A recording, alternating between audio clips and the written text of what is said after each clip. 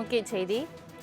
காவல் பணியாளர்கள் அதிகாரிகள் இடைநீக்கத்தை மறுபரிசீலனை செய்து டிஜிபி சுற்றறிக்கை அனுப்பியிருக்கிறார். தொடர்பான மேலும் விவரங்களை தருவதற்காக செய்தியாளர் ராகவேந்தர் இணைப்பில் இருக்கிறார். ராகவேந்தர் வணக்கம். காவலர்களின் இடைநீக்கம் ரத்து தொடர்பாக டிஜிபி சுற்றறிக்கை அனுப்பியுள்ளார். தொடர்பான முழு விவரங்கள் என்ன? 1,00,000க்கும் மேற்பட்ட போலீசார் பணியில் ஈடுபட்டு வருகின்றனர். அவர்கள் ஏதேனும் தவறு செய்யும் பட்சத்தில் அவர்களுக்கு துறை ரீதியான நடவடிக்கை எடுக்கப்படும். முதல் கட்டமாக அவர்களுக்கு இடமாற்றம் செய்யப்படுவார்கள் அல்லது துறை ரீதியான நடவடிக்கையின் போது இடைநீக்கம் செய்யப்படுவது வழக்கமாக இருக்கிறது. அந்த அடிப்படையில் தமிழகத்தில் டிசம்பர் 2020 படி 202 காவல் அதிகாரிகள் உட்பட 439 காவலர் பணியாளர்கள் இடைநீக்கத்திற்கு இருக்கின்றனர்.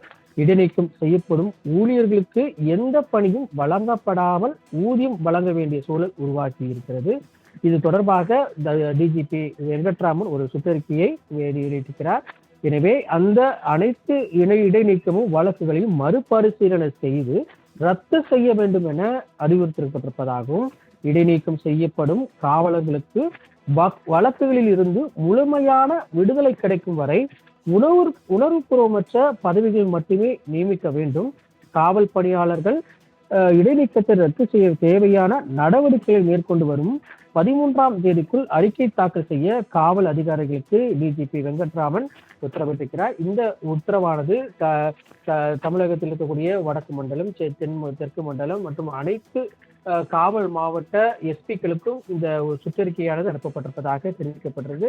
இந்த சுற்றறிக்கையின் படி எந்தெந்த காவலர்கள் இடைநீக்கம் செய்யப்பட்டிருக்கின்றனர், எந்த தவறுக்காக அவர்கள் இடைநீக்கம் செய்யப்பட்டிருக்கின்ற முழு விவரத்தையும் அளிக்க உத்தரவிட்டிருப்பதாக தெரிவிக்கப்பட்டிருக்கு. இதன் அடிப்படையில் அவர்கள் அந்த இடைநீக்கத்தை ரத்து செய்வதற்குண்டான வாய்ப்புகள் இருப்பதாகவும் காவல்துறை உயர் அதிகாரிகள் தரப்பில் தெரிவிக்கப்பட்டிருக்கு. தங்களின் முழு விவரங்களுக்கு நன்றி ராகவேந்தர்.